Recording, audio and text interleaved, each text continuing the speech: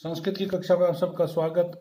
कक्षा छठी, सातवीं, आठवीं के विद्यार्थियों के लिए हमने पहले, दूसरे और तीसरे अध्याय के अंतर्गत वाक्य निर्माण के लिए वाक्य के घटक विषय को लेकर के चर्चा की। हम अब इसी विषय को आगे बढ़ा रहे हैं, जिसमें सबसे पहले अध्याय में हमने शब्द रूपों को रखा, दूसरे में हमने धातु रूपों को रखा, तीसरे में हमने दोनों का मिलाकर कैसे वाक्य बनता है ये बात रखी, और अब चौथा अध्याय है जिसमें हमें कारक विभक्ति को लेकर विशद चर्चा करनी है। हम पहले कर्ता कारक पर चर्चा करेंगे सबसे पहले, और ये क्यों कर रहे हैं, क्योंकि ये हमें शब्द रूप और धातु रूप में रिक्त स्थान पूर्ति में हमारे लिए सहायक रहेंगे, इसलिए ये अच्छे तरीके से समझने आवश्यक हैं। सबसे पहले कर्ता कारक की परिभाषा जाने कि कर्ता क्या होता है। कर्ता स्वतंत्रो कर्ता, अर्थात कोई भी कार्य करने के लिए कर्ता पूर्ण रूप से स्वतंत्र होता है। तो स्वतंत्र होने के कारण ही कर्ता की कर्ता संज्ञा है, और कर्ता में सदा प्रथमा विभक्ति का प्रयोग किया जाता है, केवल कर्मवाच्य को छोड़ करके। तो यहाँ पर आप देखें कि जैसे वह हंसता है, राम सोता है, सीता पढ़ती है, तुम खेलोगे, वे आते हैं, हम जाते हैं, इन सब के कर्ता स्वतंत्र हैं। किसी प्रकार का कोई किसी शब्द का इन पर कोई दबाव नहीं है। इन्हीं को जब हम संस्कृत में बनाते हैं तो हम या तो शब्द रूप या तो धातु रूप को रिक्त स्थान के रूप में देते हैं। यहाँ पर आपके सामने एग्जाम्पल है, जैसे पहला है वह हंसता है, तो वह की संस्कृत स, और हंसता है की संस्कृत आप खुद बनाकर लिखेंगे। डैश सेते, तो राम सोता है, सेते, राम की संस्कृत प्रथमा एकवचन में क्या बनेगी वो आपने लिखनी है। इसी तरह से सीता ने पढ़ा की संस्कृत आप बनाएंगे, तुम लिखोगे की संस्कृत आप बनाएंगे। इसी तरह से यहाँ पर आगच्छन्ति आते हैं, वे की संस्कृत आपने बनानी है। पश्चामः, हम की संस्कृत आप बनाकर लिखेंगे।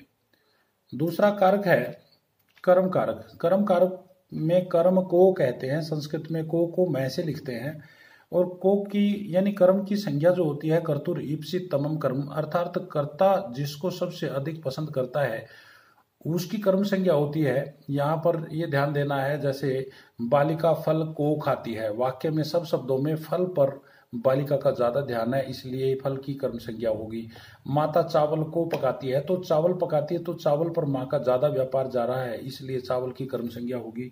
अतः कर्ता जहां पर मुख्य केंद्र जिसको अपने पूरे के पूरे वाक्य में बनाएगा उसी की कर्म संज्ञा है, जहां यहाँ फल और चावल दोनों की कर्म संज्ञा हुई। उदाहरण देखें, जो जैसे वह लड्डू खाता है, लता विद्यालय जाती है, साधु घर जाता है, लता नदी को देखती है, साधु दो बालकों को देखता है। इन वाक्यों की आप संस्कृत बनाएं, और कर्म कारक में दूसरी भक्ति किन शब्दों में लगेगी वो आप निकाल करके देखें। कुछ उदाहरण इनसे दूसरे जो उदाहरण हैं यहाँ नीचे दिए हुए हैं, जो संस्कृत में दिए हैं, आपने कर्म कारक के द्वारा इनकी रिक्त स्थान पूर्ति संस्कृत में बनाकर भरनी है। यहाँ पर कुछ शब्द ये उदाहरण है, आप इनको इनके स्क्रीनशॉट ले सकते हैं, आप इनसे तैयार करें। तीसरे कारक को हम कर्ण कारक कहेंगे। कर्ण कारक में क्या है कि कार्य करने के लिए कर्ता जिसे ज्यादा से ज्यादा साधन के रूप में प्रयोग करता है उसकी कर्ण संज्ञा होती है। जैसे कर्ण से या के द्वारा, आप ये देखिएगा कि जैसे यहाँ पर दिया है, कोय ने मिट्टी से घर बनाया, बालक ने हाथ से लिखा, सीता ने स्वर से गाया यानी मधुर स्वर से गाया, सूर्य किरणों से तपता है। तो यहाँ सब अपने अपने काम को करने के लिए किसी को साधन बनाए हुए हैं। गुरु पुस्तक से पढ़ता है, पढ़ाता है, माली जल से सींचता है, छात्र कलम से लिखता है, माता चाकू से काटती है, बालिका आंखों से देखती है, आनंद से मिलकर भोजन करो। तो ये जो वाक्य दिए हुए हैं इनकी संस्कृत यहाँ नीचे दी है। उन्हीं में जो कर्ण कारक है, जो तीसरी भक्ति है वो हमने छोड़ दी, उसको रिक्त स्थान में आप स्वयं बना करके अभ्यास करके भरें। जैसे उदाहरण के तौर पर, जैसे काकः गृहम रचयत अरचयत, तो यहाँ मिट्टी से छोड़ दिया हमने, वो आपने स्वयं बनाना है। इसी तरह से बालकः बालक आलिखत, बालक ने लिखा, हाथ से हमने छोड़ दिया, वो आपने रिक्त स्थान में भरना। सीता गायती, स्वर से खाली स्थान बना करके भरे। सूर्य तपती, किरणों से की संस्कृत बनाकर भरे। इसी तरह से आप गुरु पाठयति, यहाँ पुस्तक से छोड़ दिया। इसी तरह से मालाकारः सिंचति, जल से छोड़ दिया। छात्रः लिखति, कलम से की संस्कृत बनाकर लिखेंगे। माता चाकू से, इति छुरिका, माता फलम कृंतति काटती है, कृंतति फल, इसकी आपने संस्कृत बनानी है। इसी तरह बालिका डैश पश्यति, तो बालिका आंखों से, एक आंख है द्विवचन, दो आंखें दोनों आंखों से देख रही है, एक बंद करके नहीं देख रही है, तो दो आंखों का द्विवचन बना करके आपने यूज करना है। इसी तरह से आनंद से मिलकर भोजन करो, तो आनंद से तीसरी विभक्ति में क्या बनेगा, वो आप बना करके मिलित्वा भोजन करो। तो इस तरह से हमारा तीसरा कारक बना।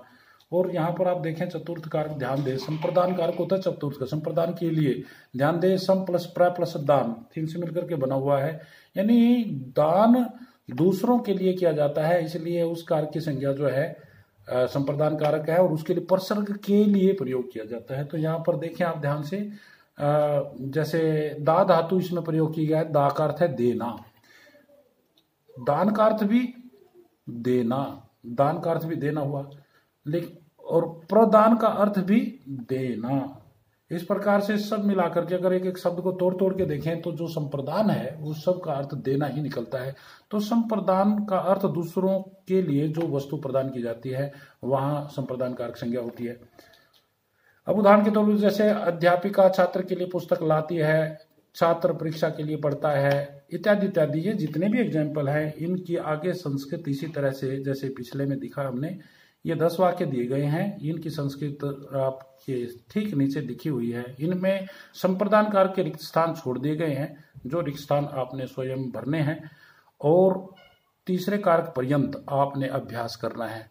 तो आप प्रथम कारक, द्वितीय कारक, तृतीय और चतुर्थ कारक के स्वयं वाक्य बनाएं। ये उदाहरण के तौर पर आपको दिए हैं, जो आपको रिक्त स्थान भरने में, शब्द रूप के वाक्यों के खालिस्तान में भरने में, धातु रूप के खालिस्तान भरने में आपका योगदान देंगे, आपको सहयोग करेंगे। आप इनकी सहायता से शब्द रूप और धातु रूप, जो हर बार समस्या रहती है कि हमें शब्द रूप नहीं भरने आते, धातु रूप नहीं भरने आती, तो उसमें आपका पूर्ण योगदान देंगे। उसमें आपने अभ्यास करना है, तैयार करें। आपको अच्छी से धन्यवाद।